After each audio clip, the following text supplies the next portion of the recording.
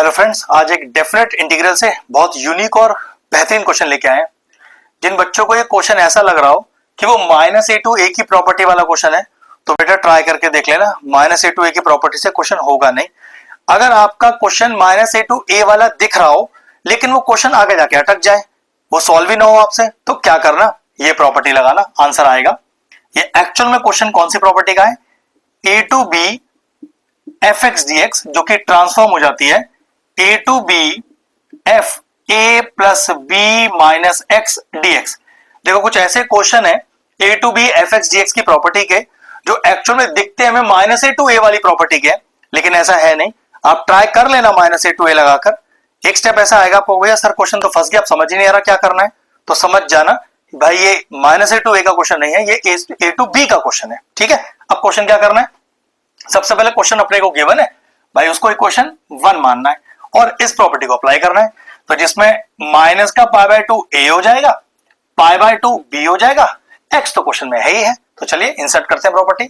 तो I is equal to integration of minus pi by 2 से pi by 2, तो cos a plus b minus x, तो minus का pi by 2 plus का pi by 2 minus x whole upon 1 plus 3 की power minus का pi by 2 plus का pi by 2 और minus x और dx। क्या लगता है, माइनस पाई बाय 2 से प्लस पाई बाय 2 चला गया, यहां पर भी चला गया, तो बचा क्या? तो i is equal to integration of minus pi by 2 से प्लस पाई बाय 2, बचा cos x whole upon 1 plus 3 की पावर माइनस एक्स और dx। चलो डिनोमिनेटर में जो 3 की पावर माइनस एक्स है उसे पॉजिटिव लेके आते हैं, मतलब पावर नेगेटिव जो है उसे पॉजिटिव करते हैं। तो i is equal to minus pi by 2 से पाई बाय 2, ये हो गया cos x upon 1 plus 1 upon 3 की पावर x और dx। तो i is equal to integration of minus pi by 2 से पाई बाय 2, एलसीएम लेते हैं, तो cos x अपॉन 3 की पावर x प्लस 1 अपॉन 3 की पावर x, जो एक्चुअल में ऊपर ही जाना है। जब भी आप डेफिनेट इंटीग्रल का क्वेश्चन सॉल्व करो और आपको ऐसा फील हो कि सर जो क्वेश्चन का डिनोमिनेटर है वो सॉल्व होके वही आ गया है, तो समझ जाना अब आगे सॉल्व करने का जरूरत नहीं है। मेक इट इक्वेशन 2 और इक्वेशन 1 और 2 को ऐड कर दो। ध्यान रखना ऐसे क्वेश्चनों का यही लॉजिक है। क्वेश्चन सॉल्व होता हुआ अगर डिनोमिनेटर बिल्कुल एग्जैक्टली क्वेश्चन को मैच कर जाए तो अब आगे मत चलना कुछ भी, इक्वेशन 1 और 2 मान के ऐड कर देना। ऐड कैसे करते हैं? LHS को LHS से ऐड करिए तो i plus I 2i, RHS को RHS से ऐड कीजिए तो माइनस पाई बाय 2 से pi by 2 cos x into 3 की पावर x, 3 की power x plus 1 dx plus, अब वो वाला RHS लिखिए, माइनस पाई बाय 2 से pi by 2 cos x upon 1 plus 3 की पावर x और dx। चेक करिए डिनोमिनेटर तो मैच ही हो रहा है, तो वो तो आएगा ही आएगा डिनोमिनेटर में।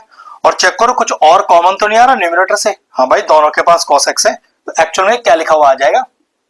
2i is equal to integration of minus pi by 2 से पाई बाय 2, एक तो cos x कॉमन आ गया और एक 1 प्लस 3 की पावर x कॉमन आ गया।